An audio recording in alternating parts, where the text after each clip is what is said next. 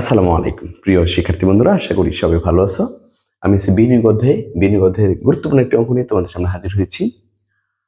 ধরি একটি মেশিনের আয়ুষ্কাল 1 বছর, যার যোগান মূল্য হচ্ছে ৬,০০০ টাকা। একটি মেশিনের আয়ুষ্কাল হচ্ছে 1 বছর, যার যোগান মূল্য অর্থাৎ কিনতে ব্যয় হয়েছে ৬,০০০ টাকা। বছর শেষে উক্ত মেশিন হতে ৬,৫০০ টাকা প্রত্যাশিত আয় অর্জিত হলে, অর্থাৎ 1 বছর শেষে এর থেকে প্রত্যাশিত আয় হচ্ছে কত? ৬,৫০০ টাকা। মূলধনের প্রান্তিক দক্ষতা নির্ণয় করো, অর্থাৎ এমইসি নির্ণয় করবো আমরা। ঠিক আছে,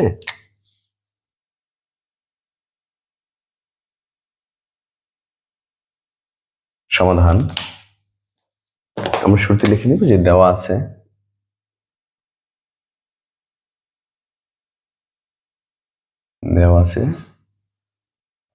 যোগান মূল্য, মেশিনের যোগান মূল্য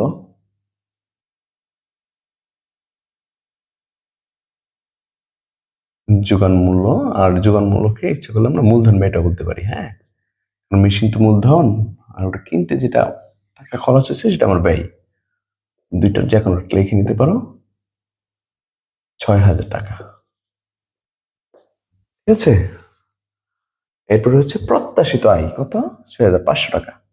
যে বছর শেষে উক্ত মেশিন হতে ৬,৫০০ টাকা প্রত্যাশিত আয় অর্জিত হলে আমরা এখানে লিখে নিতে পারি প্রত্যাশিত আয়। প্রত্যাশিত আয়কে প্রকাশ করবো ক্যাপিটাল আর দ্বারা, ৬,৫০০ টাকা। ওকে, আর হচ্ছে মেয়াদ হচ্ছে 1 বছর, বা আয়ুষ্কাল 1 বছর। আয়ুষ্কাল 1 বছর, ব্যাস এইটুকু তথ্য আমরা লিখে নিব। তো মূলধনের প্রান্তিক দক্ষতা নির্ণয় করতে বলছে, তা আমরা লিখবো যে আমরা জানি মূলধনের প্রান্তিক দক্ষতা অর্থাৎ এমইসি নির্ণয় সূত্র অনুসারে লিখে নিব যে আমরা জানি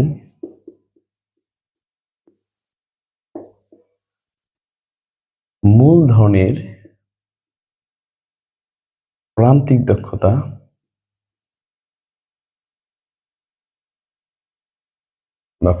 অর্থাৎ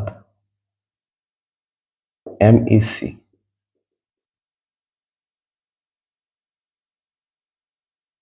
নির্ণয়ের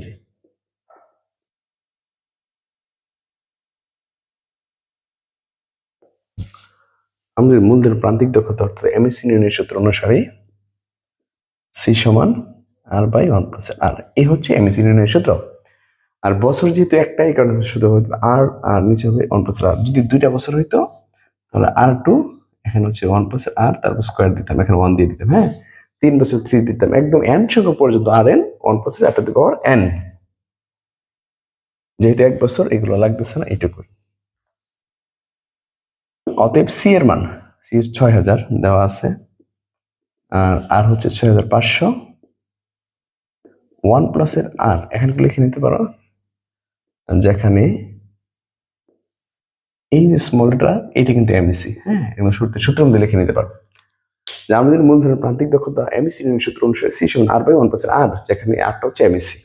কারণ এখন সরাসরি এমইসি সমান কিন্তু লিখতে পারতেছো না। হ্যাঁ, স্মল লেটার আরটা হচ্ছে MEC, marginal efficiency of capital. তুমি এবার আর গুণ করো, তাহলে ৬,০০০ প্লাস ৬,০০০ এখানে ৬,৫০০,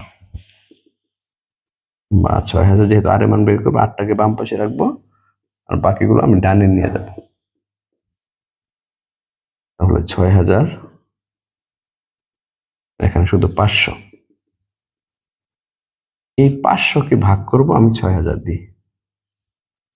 তো 500কে যদি ৬,০০০ দিয়ে ভাগ করো, 500কে 6,000 দিয়ে ভাগ করো, তাহলে 0.08 0.08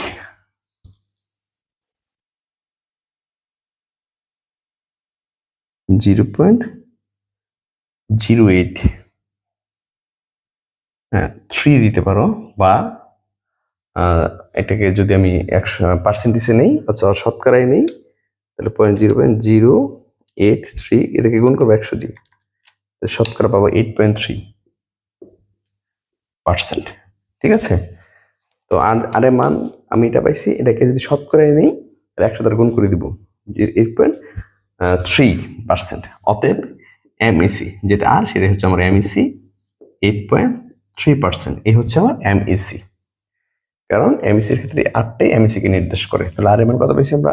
8.3%। তাহলে এমইসি পাইছি আমরা কত? 8.3%। জি, এইভাবে অঙ্কটি কমপ্লিট করে নিব। আশা করি সবাই বুঝতে পেরেছো। আমার ক্লাস যদি ভালো লাগে তুমি তোর বন্ধু সবাইকে আমার অনলাইন ক্লাসের বিষয়ে শেয়ার করো। ভালো থাকো, সুস্থ থাকো। আসসালামু আলাইকুম।